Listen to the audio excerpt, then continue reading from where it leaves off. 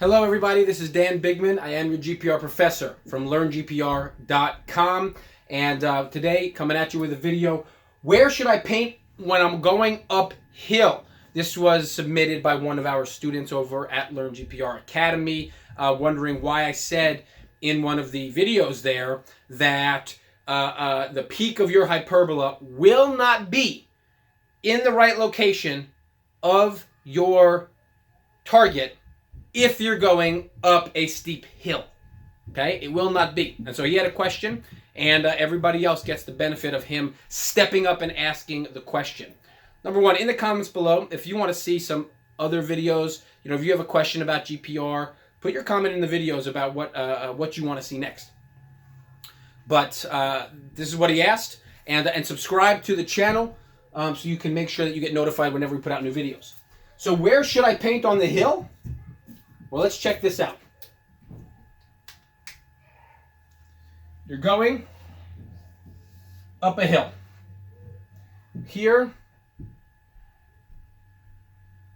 right, is your target. Okay? All right. Here is your target, right here. And your GPR is here, and you're pushing it up the hill. Okay? You're pushing it up the hill. Now, how does this record a response? Don't forget, your profile is going to be a flat, right? As you collect it, your profile is going to be flat. Because your profile, right, is going to look at as though this is the ground surface.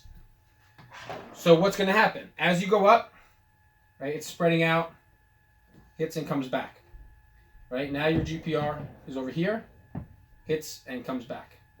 Now it's over here, hits and comes back.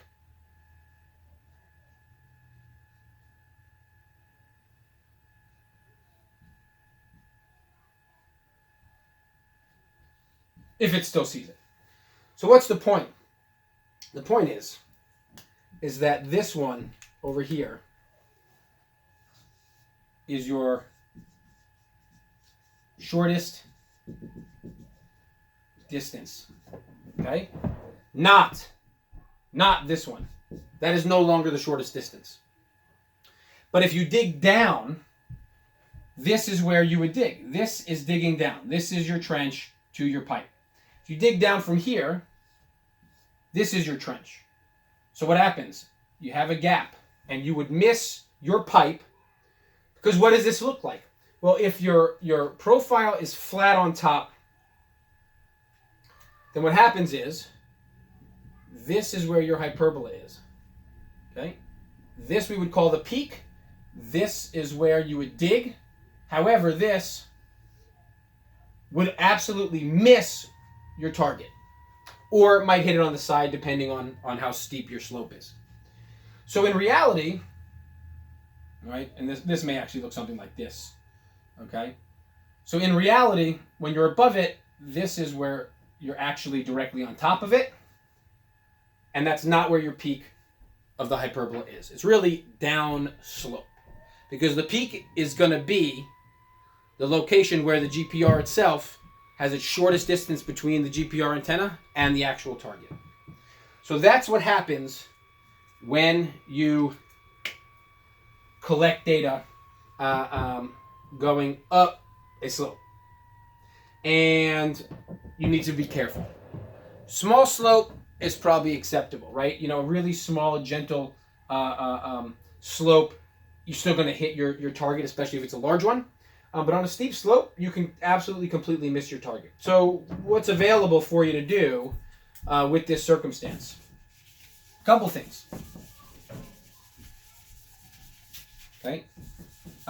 Something else you have to be aware of is if you're using, here's your steep slope again, here's your target, here's your GPR.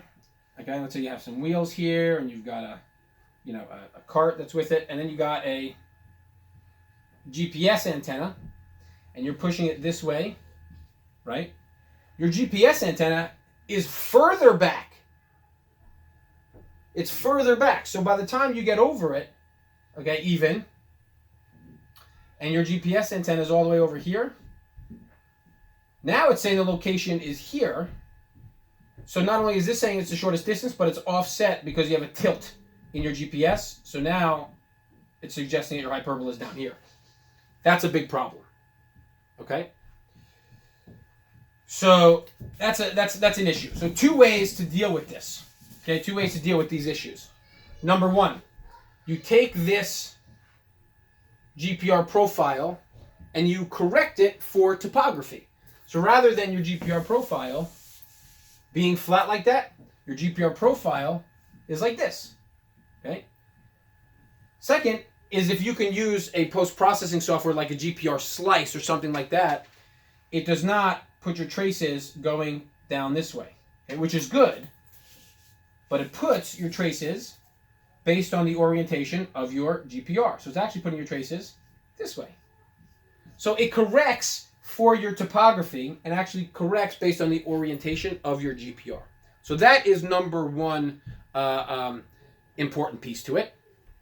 Number 2 is if you have a GPS unit on it, which is going to offset backwards, you can buy a GPS now or a GPR system that actually corrects for the tilt of the GPS. So basically what happens is here's your GPS antenna, and when it's upright like this, you know, it has something that is saying that it's upright. When it gets tilted backwards, right, so now it's this way, and your GPS antenna is like this, this stays level to the ground at all times. So it actually knows that it's offset and corrects for it to be, you know, where it's supposed to be. So that's something to consider. And for example, like the Geosystems makes a GPS that will correct for tilt. So that's another way to deal with it. Finally, or maybe second to last, is you can migrate data. I'm not going to go into that, but what migration does is it basically accounts for the distortion of the signal and in a sense puts it back into place. So if you could do a combination of all 3 of those, which is migrate your data from a topographically corrected GPR profile that was collected with a GPS that accounts for tilt, then you're probably in the realm of being okay. Or number 2 is make it sure, or make it clear to your customers that you're on a hill and it could be off, and recognize that it's, you can say to your customers, here where we see the peak, but the peak of this is probably down slope from where the actual target is, or here's your target, here's your peak, here's your peak, dig in this way. Okay, dig in this way instead of digging in this way. Okay, or rather, instead of digging in this way, you dig in this way, it's going to be a problem. If you have your peak here, then you go into here. All right. Well, everybody, thank you very much. It's time for me to go, but you could say goodbye to Isaac. Isaac, can you say GPR? Can you say GPR? No, you can't say GPR? Tell everybody, say subscribe to the channel and like the video. And if you didn't like the information, like the video because my 3rd child is adorable. And go to LearnGPR.com, put your name and email address in, and we will send you videos, possibly with my children, if you put in the comments below that he's adorable, to your inbox every single week. So good luck, and we will see you soon on the next video.